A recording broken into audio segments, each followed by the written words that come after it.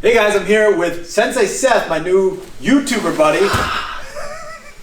One of my first real collabs with a real YouTuber. I don't consider myself a real YouTuber because I just put it on my iPhone and I throw it online, right? I actually have a nice camera that I'm using for this specifically. Because you were coming, you were like, hey, let's do a thing together. And yeah, I wanted to ask you, you're a karate guy, obviously. Yep. And you have a channel, so go check it out, Sensei Seth. Yep. Sensei Seth. Yep, that's the one. Good. Not the first one. The second one was good. I have a little karate background, but I kind of wanted to ask you, right?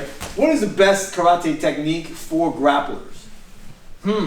And I kind of have an idea, but then, you know, I'm sure you have an idea, so let's just go with yours. My thought process for wanting to kick into grappling is what can I do to pick up my foot, to gain ground, to then put it down closer to you.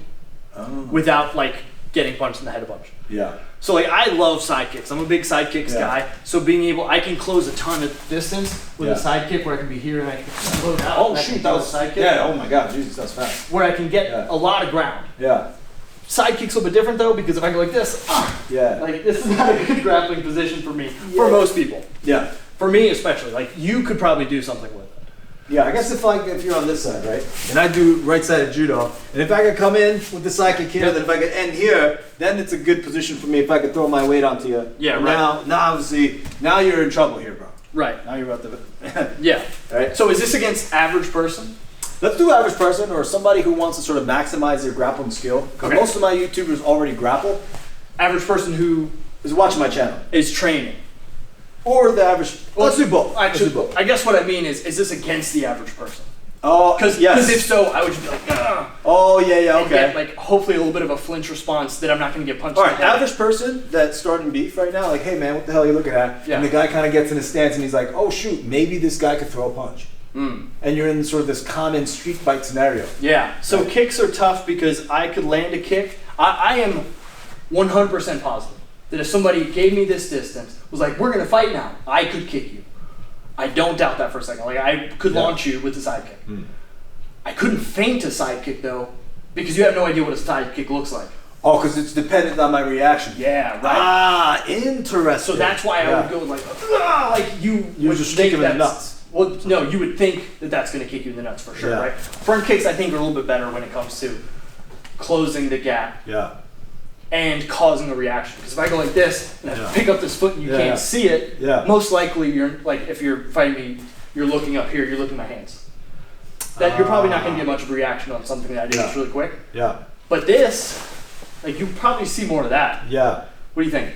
Well, so this is my thought, right? I want to put my hands on you, but I don't know if you are, you know, a boxing guy, right, or a karate guy, or a professional fighter, or who knows, right? Yeah. So I don't want to just like close the distance, put my hand on. So if I could have the hands up, and if I could do a nice strong front kick, or they call it a teep in Muay Thai, right? If I could do it once and connect, and now you're a little bit like, oh shoot, this guy kicked me. Yeah. And then and then this is sort of my movement to go here, and now I can go inside trip, or arm throw, or whatever my grappling situation is. Before? Yeah. We do a little randori too, so you know, hopefully, I don't know which one's gonna come first, but definitely check that out. Yeah. We do a little straight up sparring too. Sparring. That's gonna be on your channel. Yeah, that's right. Or I forgot. Yeah, somewhere. It'll be spread out. Just subscribe to both of us. And you'll find it. We did judo, BJJ, karate, sort of a situation with my buddy Glick. Yep. Awesome time. Yep. Right. So that's my thinking. Okay. That's my best. Get in with like a Thai-esque. Yes. The main thing for me is I want to have a high guard. If I want to get in and grab you, I want to have a high guard. I want to have a high knee that shows. But the main thing that a lot of people miss is when you're kicking, keeping this hip inside this base foot.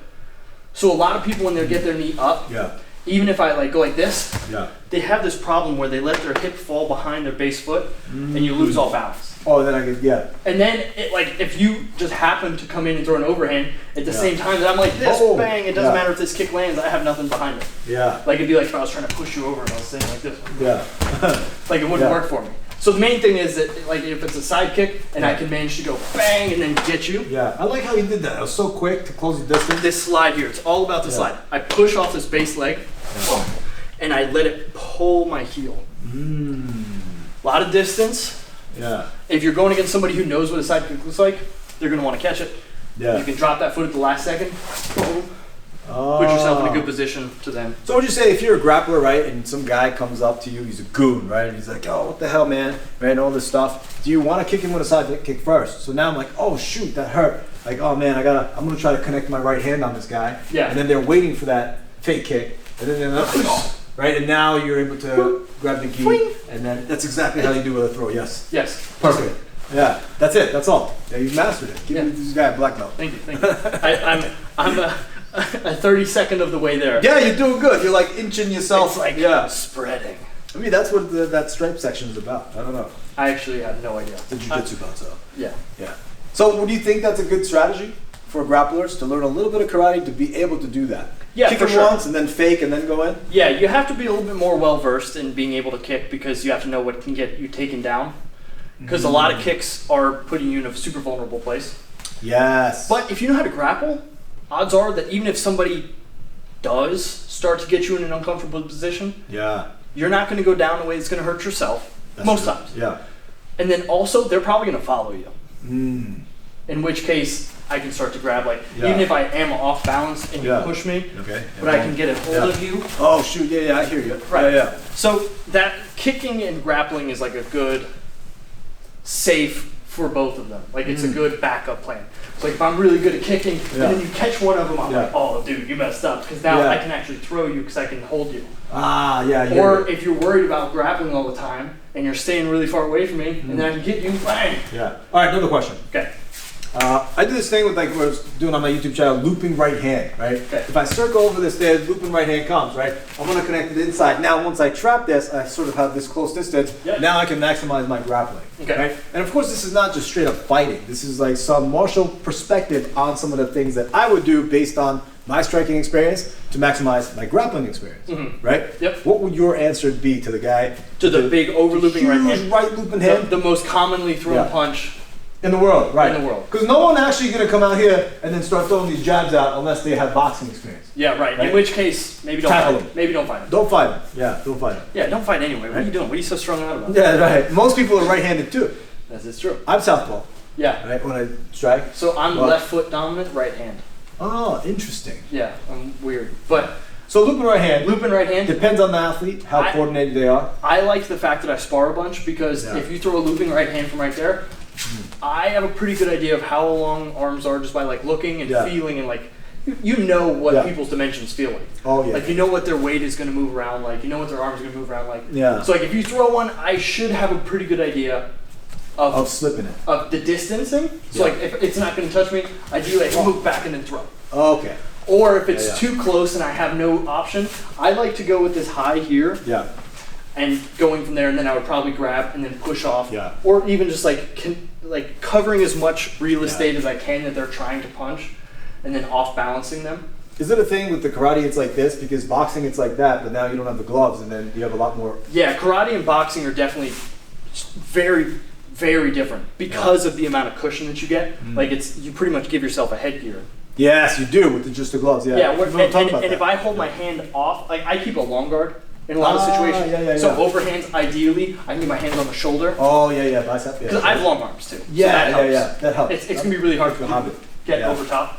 Gotcha. But I would definitely be much more of like a here and touching and holding and then firing back with the other one. Very like sort of karate-esque. Yeah, that is, Having a strike to go with it. Very drum technique-ish. Yeah, sort of. Yeah. Cool. Interesting, man. Thank you for some of your thoughts on this. I love this stuff. I did a little karate myself growing up. Not to brag or anything like that. But if you like some of the stuff that you learned, you can go check out Sensei Seth's channel. And he does a lot of cool flying loop kicks. And then please subscribe to this channel too. Do it. And anything else am I missing? I usually give him like if you don't subscribe, I'll kick you.